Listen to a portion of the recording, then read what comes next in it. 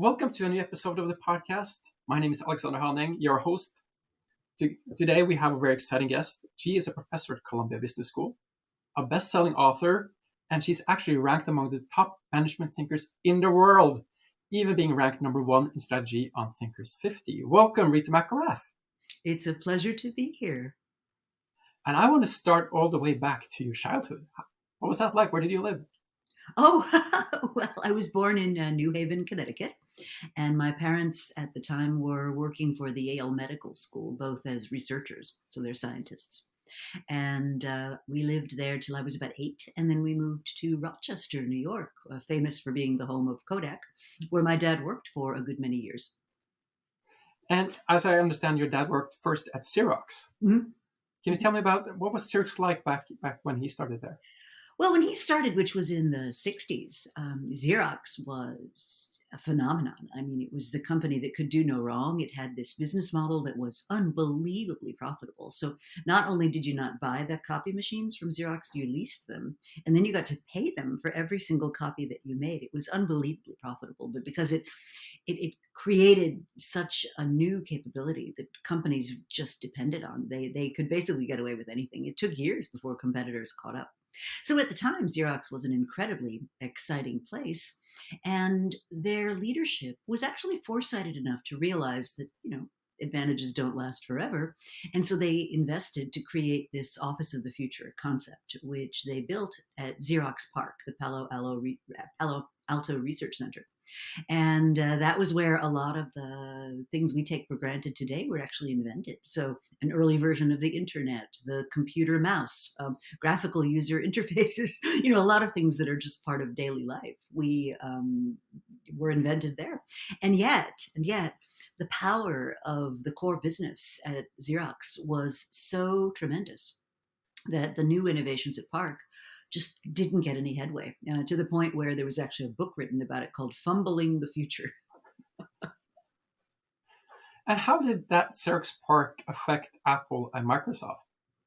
Well, very famously, Steve Jobs went to visit there and was one of the Parc people, as she recounted many years later. She said, I didn't want to show him the smart talk system, but he saw it and he instantly grasped that this was the way communication with technology was going to occur. And that then led to the introduction of graphical user interfaces at Apple. And it's an interesting story because everybody now looks back and they say, oh, Steve Jobs, the genius, introduced the graphical user interface. It became the Mac, this iconic product, and life was, permanently wonderful. And what people forget is the mess that happened in between. So Apple had really pioneered the first truly personal computers before IBM, before Microsoft, before any of the other players. They made the Apple I, which was the first, as I said, truly personal computer. The Apple II, which followed it, was incredibly popular.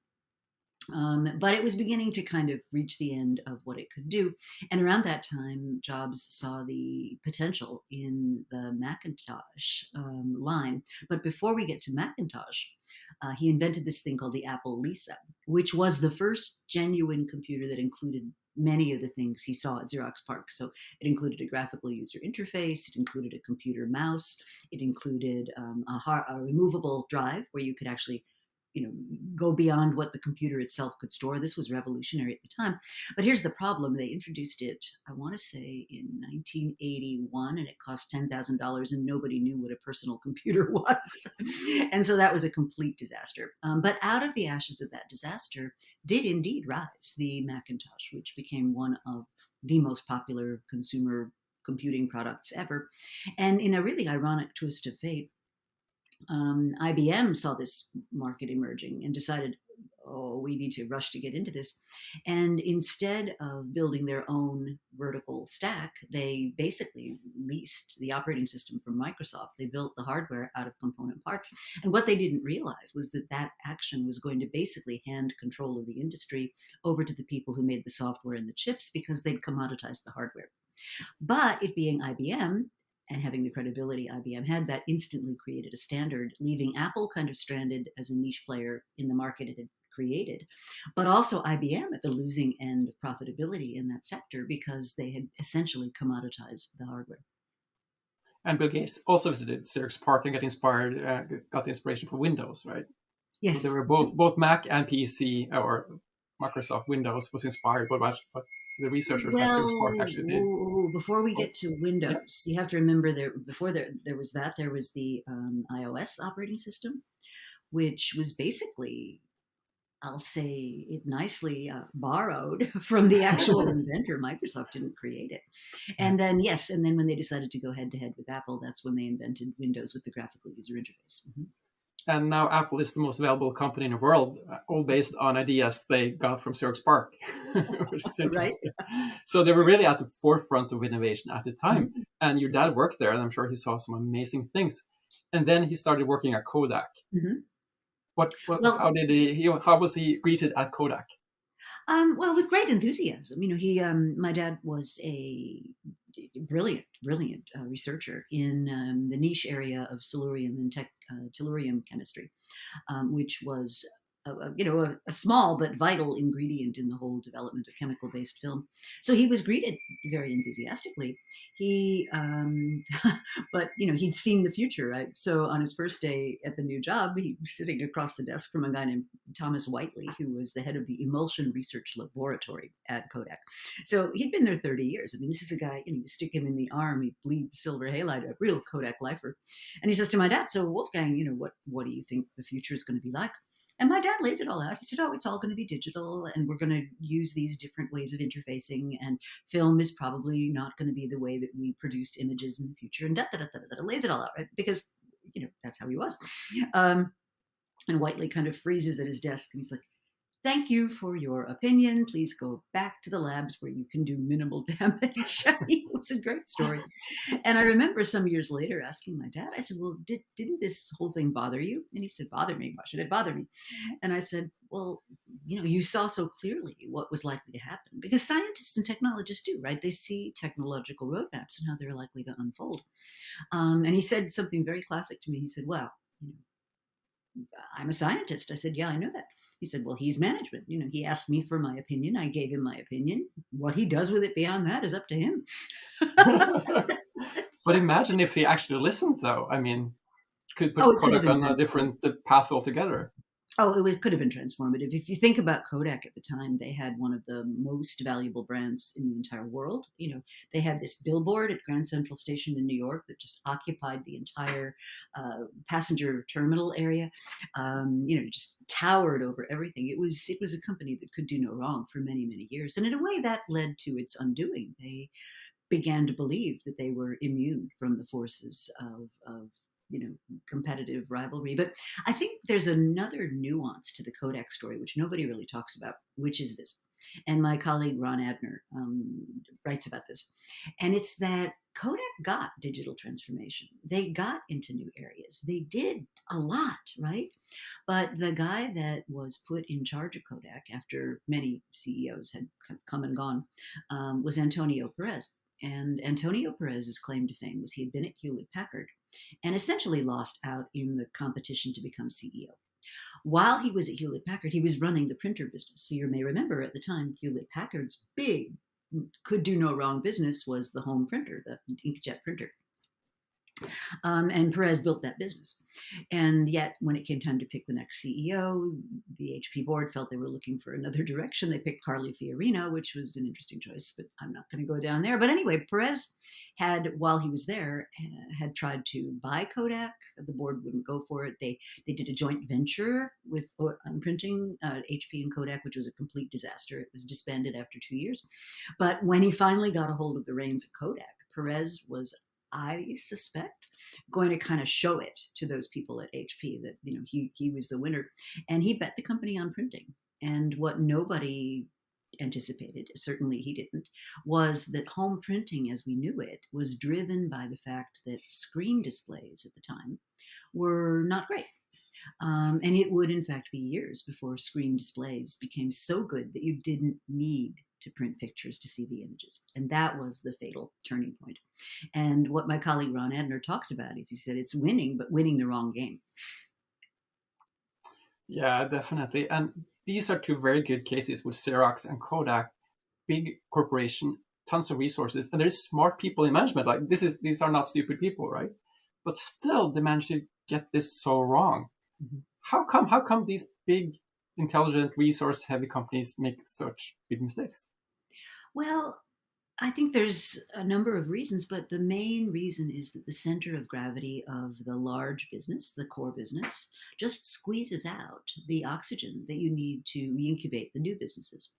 And so the companies that get this right are able to recognize that a new business today is small. It should be very light on resources. It should be full of opportunity. It should have big prospects, but very little expenditure. And when you compare it in terms of management attention and agenda to the great big elephant that's the core business, it can be, it can disappear. So there's a power imbalance. There's an incentive imbalance. There's a reluctance to think about the long term, in many cases driven by the incentive structure in the company. And so there's a lot of reasons why the core business gets all of the love, right? And that lasts right up until it doesn't. Exactly. Gradually, then suddenly. And that takes us to your book, your newest book, that is, Seeing Around Corners, How to Spot Inflection Points in Business Before They Happen. So let's start with, what is an inflection point? Well, I define a strategic inflection point as some shift, typically in the environment, not always, but typically, that creates the possibility for a 10x change in the parameters that you've built your business around. So 10x faster, 10x cheaper, 10x more convenient. And what that does is it changes what's possible. And so if you think about it, any business is born at a certain point in historical time when some things are possible and some things are not. And as it develops a recipe for success, right, that recipe gets embedded into everything. It gets embedded into how you use rewards, how you are legislated, how you develop processes, how you measure. So all this reality starts to surround this what was. And what an inflection point does is it creates the possibility for that, think of it as an envelope of constraints to be changed. Now, the interesting thing, though, is it doesn't happen instantly. It takes a long, long, long time. So to take a practical example, in 1985, this band of absolutely brilliant designers and engineers created what you would recognize as an iPhone, in 1985, 20 plus years, 30 plus years before the actual iPhone was made. And it could do so much, but it didn't have the computing capacity to do what modern smartphones do. There was no network for it to get connected to. There was no real use case for it. Nobody knew what it was needed for. And it eventually died. There's a great documentary about this, about the company that founded it called General Magic. But my point here is, if you could see the potential, which they did, for an iPhone-like device in 1985, there's a long time between that coming, that vision and that vision being able to be realized. And so that, to me, is the strategic opportunity of inflection points, which is, if you can be tracking those changes all along and be ready when the inflection point arrives, it can create a tremendous advantage. On the other hand, if you do what Kodak did and just insist on either doing the wrong thing or ignoring the reality emerging around you, it can take your business to ruin. And there's a wonderful quote in your book that is, what happens if you change the world and no one notices? Yes. Well, and that was actually the inspiration that crystallized that particular book, which was this theme that I borrowed from Ernest Hemingway. And in his wonderful book, The Sun Also Rises, one character says to another, well, how did you go bankrupt? And the answer was, well, two ways, gradually and then suddenly. And I realized that's how inflection points are. These things burble along for sometimes decades before we actually have that moment when it's possible. And my favorite example of this is, you may know the American cartoon show, The Jetsons. And we had, robot servants and flying cars and drones, and autonomous vehicles. And that was 1962. And it's taken till now for any of that to become even remotely like everyday reality. And yet it was very clear. It was all laid out in 1962. Yeah, and still the gender roles and everything was so 1962. They look forward to flying cars, but they didn't, look at everything. And there's another example in your book about the Wright Brothers. Mm-hmm. Yeah, so this is the story actually in that article that you mentioned, which is we all think that when a big change happens, it'll instantly be recognized by the world, but that's not actually true. Our very vision is so limited by what we believe to be possible that it is entirely possible to see something and not understand its implications at all. So this historian went and looked at the newspaper records of the day after the Wright brothers' flight, and the day after nothing, week after nothing, month after nothing, literally years later, nothing. In fact, there were people standing on the ground in Kitty Hawk, North Carolina, looking up at the Wright brothers flying around and concluding that couldn't be true, that it was a circus trick or an illusion or an optical, whatever. And they just said, no, man, flight isn't possible. It took about, I think, close to 4 years before suddenly someone said, hang on, this thing that humankind has been wanting to do since there was humankind, which is fly like birds. This thing has now been accomplished. It's actually real. It works.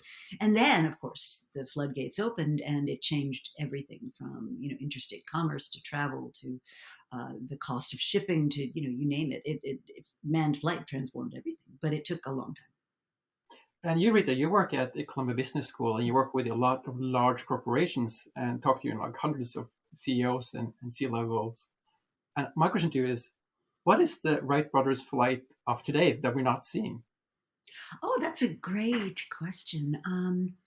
I think there's a lot in the area of material science, which is just quietly happening and we're not really seeing it. So, incredible new kinds of form factors.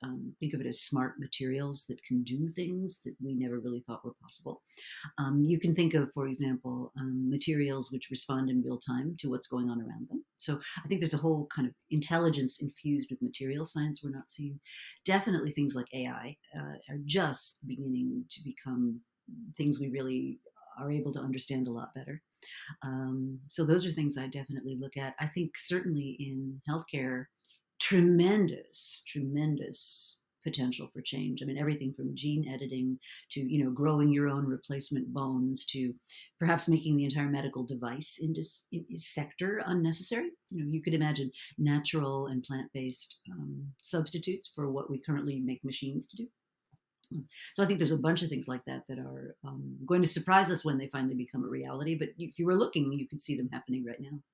Yeah, and you can always see it at the edges, right? Yes. That what's happening, but but sometimes they make a big shift, sometimes they don't. So that's it's always difficult to be the wizard looking into the future and making an accurate prediction. But you can see like kind of on edges, and it's so easy to see it afterwards, but Well, and difficult at the time. for your listeners, I would encourage them to relax a bit about the importance of prediction because you can't predict. I mean, there were people saying there would be a global pandemic at some point. It was not a question of whether; it was a question of when. I mean, there were very solid, voices saying that, but you couldn't pin it to a specific time, and you couldn't pin it to a specific event. And so it is with predictions. That, however, does not excuse you from the obligation to be prepared. So I think what we often face is a real lack of imagination. And the lack of imagination, I would say, is not a function of we're not smart enough or we're not capable or we can't do it. It's that we're too busy. We spend all day in this hamster cage of emails and urgent meetings and responses. And we don't ever take the time to step back and say, what if? What if? So I'll give you an example. I was working with a consumer packaged goods company whose a big piece of their core business is serving families with babies and young children. And I was having a meeting with them talking about the future and inflection points and the things that are on their mind. What they're worried about is, oh my God, what if the government passes single-use requirement, bans single-use plastics? And what happens if we have to reduce the energy content of and all these things, right? And I said to them, well, have you thought at all about what happens to the change in family composition that's likely to come out of this pandemic? And they looked at me and said, what do you mean? I said, well, how would your company respond if there was a baby bust, fewer babies being born for a number of reasons? And they looked at me, they said, we never thought about it. I said, well, let's go have a look. And so at our next meeting, I brought out the data, and the data are indeed that by 2023, at least in the United States, there'll be roughly 1 million fewer babies born. due to a number of factors, the pandemic being one, lack of childcare being another, and people in economic hardship being the third. And so you're talking, 300,000 and plus babies a year not being born. And other reasons include weddings getting put off, and conventionally the wedding kind of precedes the baby, and fertility clinics being closed. So that whole thing's gone. But they had never even thought about it. And yet, when you think about it, demographics is one of the easiest things to both measure and predict, and they never thought about it. Definitely. I want to take this discussion back to core of the problem of being an innovator as an established company. And there's a famous book, The Innovators Dilemma, by Calyton Christen. I want to ask you, how has that affected your research? Oh, well, Clay and I were good friends when he was still alive. And our research kind of tracked each other. So in 1995, the same year that my article, Discovery-Driven Planning, came out in the Harvard Business Review, his article with Joe Bauer, Disruptive Technologies Catching the Wave, came out. And so we kind of have tracked each other for many years. Chapter 5 in Innovators Dilemma draws heavily on discovery-driven planning, and we've been great admirers and helpers of each other's work. So I would say it's been very synergistic. One of Clay's most important articles, in my opinion, is called Innovation Killers. And it's something about how conventional metrics destroy your ability to innovate. And he really gets at the heart of the problem, which is we try to fit innovations, which is something looking for a new business model. We try to fit that discovery searching process into the same model we would use to run the existing business. And so it's simple things like the competitive value of a piece of equipment is probably not the same as its accounting value. And yet our accounting processes cause us to make decisions which competitively don't make sense. That kind of thing. That's very fascinating. And also there's another book that's very famous among entrepreneurs and intrapreneurs in businesses, and that's Eric Ries, The Lean Startup. Mm-hmm. And that's somehow connected to your research as well, I've heard. So Steve Blank, who was has been a very successful serial entrepreneur, used my article Discovery-Driven Planning in his course at Berkeley, and Eric was one of his most brilliant students. And so the story I've heard is that, let's just say, Lean Startup was inspired in part by the work that I did. No, but I think that's such a great thing about academia and about books and sharing knowledge is that we build upon each other. And I mean, I'm sure you learned so much just listening to your parents over dinner about the talks they taught, because your mother also worked in academia, right? Yeah, she was a research scientist. Here's a little known fact: she worked at Yale in the medical school, and her work was essentially the earliest expressions of self-repairing DNA, which later won the Nobel Prize. So she was part of the early team working on that. Wow, that's so cool. Pretty cool. Yeah. So Rita, your book, Seeing Around Corners, where can people get that? Well, they can buy it wherever books are sold. If you want a signed copy, go to my website, which is ritamcgrath.com, and we ask you to pay for the postage. But if that's something that you'd like, we can make that happen. In fact, I have a bunch of envelopes ready to send out signed books if anybody would want one. More broadly, my research is showcased on ritamcgrath.com. I publish a weekly Thought Sparks column, which is just a short article about something I find interesting that week. And then we do a monthly summary of all of those things.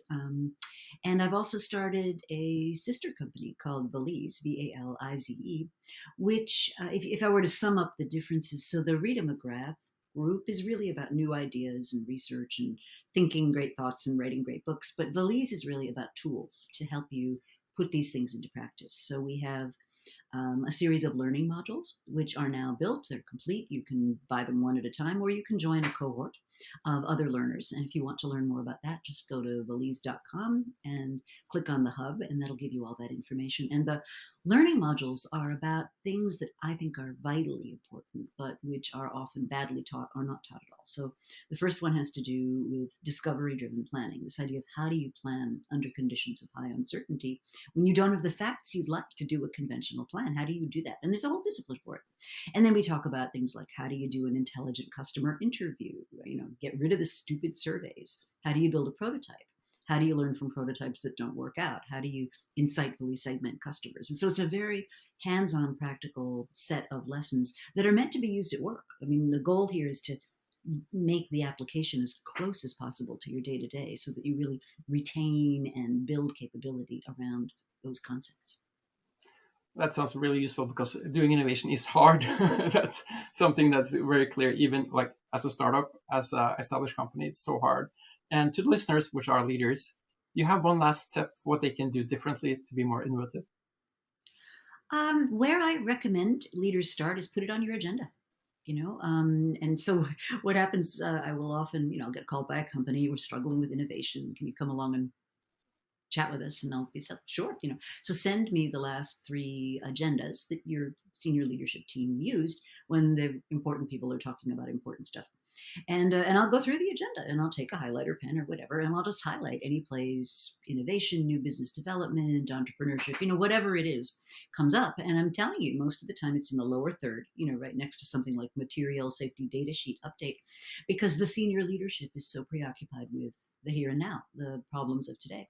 And so if you want people to think more innovatively, if you want them to believe that you mean it, it's going to be item number 1, 2, or 3 on every meeting that you hold, on the way you spend your time. When you meet someone in an elevator and they, are looking to you for what you're curious about, you're going to ask them about the innovation project they're working on. So your time and attention is the most powerful leverage that you have to get the organization to think it's important. But if you don't make it a priority, nobody else will.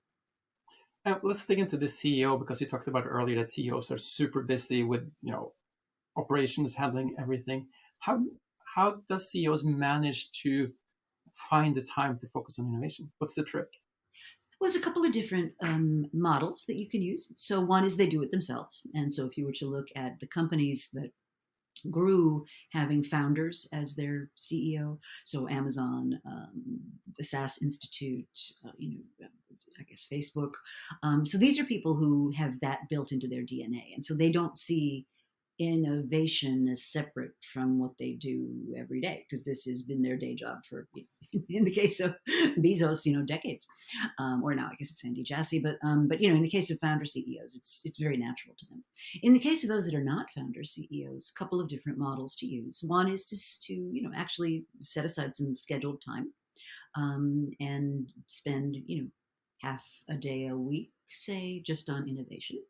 Another is to place slices of innovation inside other activities. So as an example there, what Microsoft senior team does is every time they get together, which is about once a week for 2-3 hours, this is the leadership team, they'll carve out 20 minutes. And in that 20 minutes, some group in Microsoft working on something that's new will be beamed into their meeting to talk about what they're doing. So as an example, there are a number of groups at Microsoft working on how do we make technology accessible to people that are differentially abled, the people that can't see, can't hear, have other kinds of issues. How do we make sure they're not excluded from our world of technology and computing? And so a team might present that. Another team might present something that's a local innovation for, say, the Turkish market. And so what that does is that whole senior team now, it's not a lot, it's 20 minutes, right? It's carefully curated, but every week, you're hearing from the field, you're hearing from the edges of the organization. And so that's not hard, that's not expensive, right? And then another structural solution is you might be the CEO, but you might employ a senior staff person to be the person whose main job is innovation. So this is what they did at IBM under Lou Gerstner. And there was a guy called Bruce Harold who reported directly to Sam Palmisano, who reported directly to Gerstner. But Harold was in charge of what came to be called the Emerging Business Opportunity Program. And anything happening with innovation, that was all he did. That was his full-time job. Very senior person, keys to the corporate jet kind of guy. So it wasn't like he didn't have power. And they allowed that to be a very successful program. So, and if he needed it, right, he knew he was one, phone call or message away from both Palmisano and Gerstner. So if he needed the backup from that level of the company, he could get it. But that meant also that the CEO could focus on what other issues might come up. Yeah, and I think you're into a key issue when it comes to innovation in big corporation is that you need to have the CEO on board. Mhm. because I see so many times they start, an innovation hub or innovation department, and at the next budget meeting, the numbers aren't looking good. What should we cut? They cut the innovation team. Of And course. then after 2 or 3 years, like we need to do some innovation. Let's Damn start a it, we new need more innovation innovation team. around here. Yeah. Oh, yeah. Yeah, I call that episodic innovation, which is tightly coupled to the idea of innovation theater. Let's have a boot camp. Let's send everybody to Silicon Valley. Let's do a hackathon. And not that any of that is bad, but it's not going to get you a repeatable, reliable process, which is what you need if you're going to continue to create new advantages as your old ones decay and mature. And people just don't seem to understand that. Or if they do understand it, they don't want to do anything about it. And It's have you like seen losing it? weight, right? Like, I mean, you know how to lose weight. Move more, eat less. I mean, it's super simple, right? This is not complicated stuff. And yet when it comes to actually doing it, people struggle much more. Yeah, have you come over any quick quick way to do that, to actually put in innovation on the agenda that isn't, an imminent disaster? Yeah. I mean, I think so. I would draw inspiration from a number of different companies. One of which is Klockner from Germany, and they began their digital journey with a small step. And at the time they were still using fax machines to place orders, and it was a very antiquated supply chain, and the whole sector was just really behind the times. And what their CEO, after several failed internal attempts, what he finally decided to do was take two engineers, put them in Berlin, like in a WeWork kind of office where they could be with other entrepreneurs and so forth. And he said, "Look, I don't care what you do, but do something, anything that makes us easier to do business with for our customers that involves something digital." And I don't care what it is. So what they did was they tackled the fax problem. They said, well, maybe we can make an online and automated order rather than having to send faxes backwards and forwards. And that's where they started. And so I think if you really want innovation to thrive, you need to build the scaffolding for it. And you don't build a house without a foundation. You need the right tools. And so in the very, very earliest stages, right, where you don't even have a concept yet, you need like a learning plan, which is just a set of hypotheses where you're exploring, and could this even be a thing? When you're ready to put some money behind it, then you need a discovery driven plan, which is, how do we finance this thing? Now, once you're through the discovery driven plan steps and you actually really now want to launch it, now you sort of transition to much more conventional business planning when you're saying, let's have a launch plan. And then by the time the thing scales, you're looking at industrial grade capital planning. And so each set of those phases along the product growth and maturity stages has a different set of tools that goes with them. And yet what companies try to do is either the same tool for everything. So I have actually seen people try to use discovery driven planning for capital projects. And I'm like, no, by the time you're doing a nuclear plant design, you should know what you're doing, right? And so it's just as bad to use a high uncertainty technology for a low uncertainty situation as the other way around. So I think the good news is that this, you can build this up, and you don't have to start it with a huge budget or a big um, effort. You can start it relatively modestly, demonstrate proof of concept, and go from there. And this is a common problem as well that companies come across, is that they want to allocate resources to innovation, and then you have a CFO that says, I have this one project which is waterfall, this business development, it's a guaranteed 16% return on investment each year, and then you have this innovation thing that might be something or not. Why should we invest in this? Mm-hmm. So what would you say to a CFO that asks that question? Well, because I think those kinds of CFOs are completely ignoring half of the value equation. So if you imagine a continuum of uncertainty where you've got very low uncertainty on the one hand, all the way through to very high uncertainty. So a low uncertainty kind of business is like college textbooks, I mean, the formula for making money on a college textbook is how many college students are there, how many professors have agreed to assign it, and how many schools do you have outreach to. And once you know those things, it doesn't change a lot year to year, and it's very predictable. So very predictable business. And in those kind of businesses, sure, get your 16% ROI, and you know what your payback period is going to be, blah, blah, blah. A lot is known. On the uncertainty side of the equation, instead, what the value you're creating there is option value. And option value is the future value of a set of decisions you're making today. And what I think those CFOs fail to understand is when investors are looking at a company, sure, they're happy enough with repeatable, regular, sustained earnings, but you're not going to get more than, a steady state investment for that. They're not going to give you anything extra. They're going to pay you what your steady state business will return at a fair value. But that's it. You're not going to get growth dollars. If you want growth dollars, you're going to have to prove that you have option value in your portfolio. Now, sometimes this can get completely out of hand, and I think the whole recent batch of unicorns is a great example of this. But when it's done properly, you've got investors that are willing to say, I'm willing to stake a small amount of money, let's say it's a couple of $100,000, on something that could be $1 billion opportunity. And that's the right way to look at it. Now, what's fascinating to me about this is in normal life, we do option value all the time. We send our children to university. We attend industry conferences. We go to networking events. We take a down payment on a house. I mean, these are all investments we're making today because we think there'll be something valuable coming out of it in the future. And yet somehow when we get to business planning with our misguided CFO, as you were just saying, it snaps right back to what's my ROI? And we forget this whole option value equation. So my suggestion to those of you listening who might be inclined to think that way, if your competitor is thinking about option value and you're not, that is a huge competitive disadvantage. And taking it back to the start of our discussion with Xerox and Kodak, what I usually say is that if you look at strategic corporate innovation, so not like improving the product a little bit or a new flavor, but like real innovation that could be a new leg to stand on, could be new revenue sources, the money you put in is, as you say, relatively little. So this is more like an insurance premium that you actually will exist in 10 years. Exactly. Steve Blank has a great phrase for this. He says, your core business pays your salary, your options pay your pension. Exactly. That's a good quote. We'll end it there, Rita. Thank you so much for sharing all your knowledge about innovation with us. Oh, it's a pleasure. Happy to have the conversation. And if people would like to get in touch, please reach out.